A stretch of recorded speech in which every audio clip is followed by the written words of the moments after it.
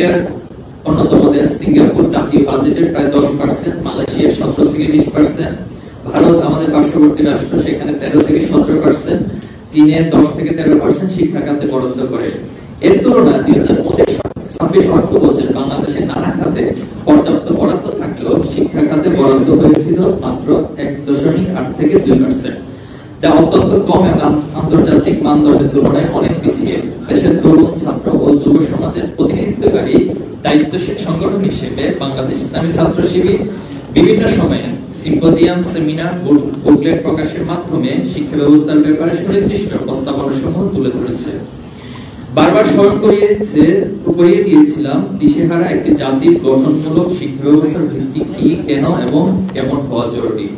আমরা জানি শিক্ষা কাঠামোদের 3টি অংশীজন ওতপ্রোতভাবে জড়িত: শিক্ষক, শিক্ষার্থী এবং অভিভাবক।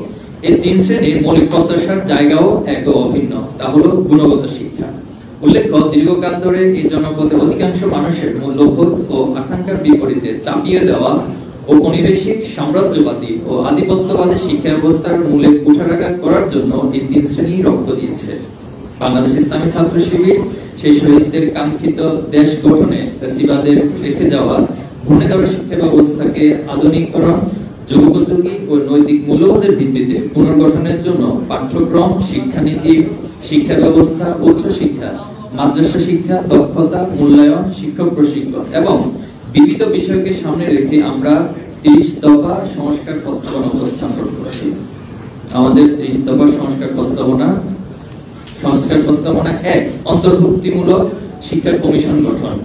সর্বজন শ্রদ্ধেয় শিক্ষাবিদ, গবেষক, আলেম সমাজের প্রতিনিধি, ছাত্র প্রতিনিধি এবং নীতি নির্ধারকদের নিয়ে একটি অন্তর্ভুক্তিমূলক স্বাধীন শিক্ষা কমিশন গঠন করতে হবে।